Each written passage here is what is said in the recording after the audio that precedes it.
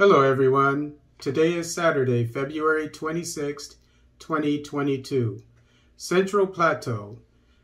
The grabbing of agricultural farms, an ordeal for peasants. This article is taken from the Haitian newspaper Le Nouveliste. The grabbing of public and private agricultural farms is a persistent phenomenon observed daily in the Central Plateau. It remains one of the concerns of citizens.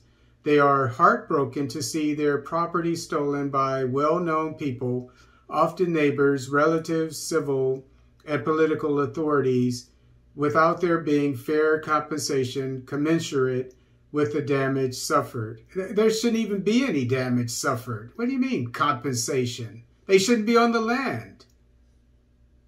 The expulsion accentuated poverty in the countryside and plunged thousands of peasant farmers and landowners into disarray.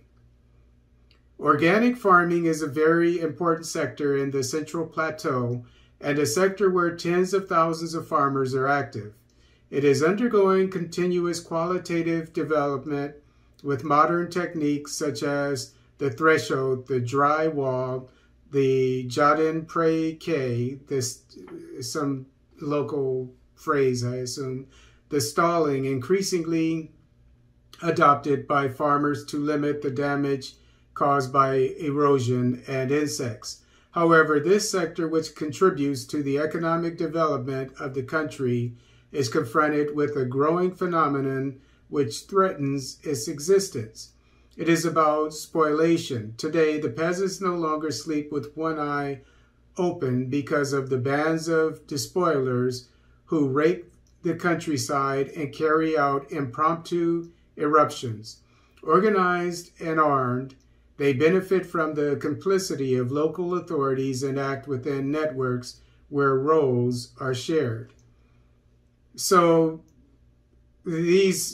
armed gangs, armed people are stealing farms from the farmers, the small scale farmers, and the government isn't able to do anything about it. In fact, obviously some of the authorities are involved in this. It is no longer possible to raise an animal, to cultivate the land in our locality because of thieves and despoilers, complain cattle breeders threatened with eviction on farms in the department during a symposium organized by different sectors on the housing of Kumi in the 4th section, Agua Indionde right bank.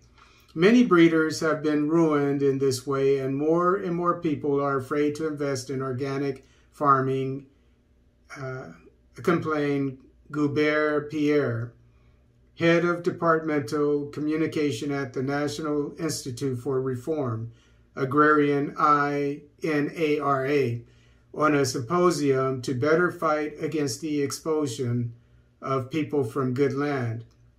The risks of disorganization in this sector, he continued, are real. Also, given the importance of the sector, the state, thanks to the security forces, must take this problem more seriously to put these criminals out of harm's way. So, again, we notice that the armed gangs or armed people in Haiti are in control, running amok.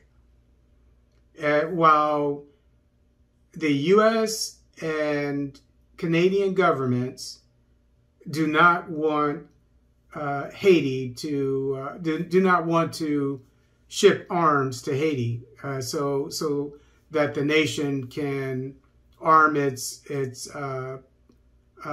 police force and perhaps its military, if it does have one. I only hear about the police force. So it seems that when the police are not complicit with the crimes of these armed people, they're outgunned by these armed people. Where are these armed people getting their weapons? Obviously from abroad. And I'm not convinced that all these armed people are Haitian. I mean, maybe they are. I don't know the situation on the ground. But if the weapons are imported, could it be that the people are imported? Could they be from foreign nations? And so to defeat your enemy, you have to first know who your enemy is. And we're not getting enough information about these armed gangs.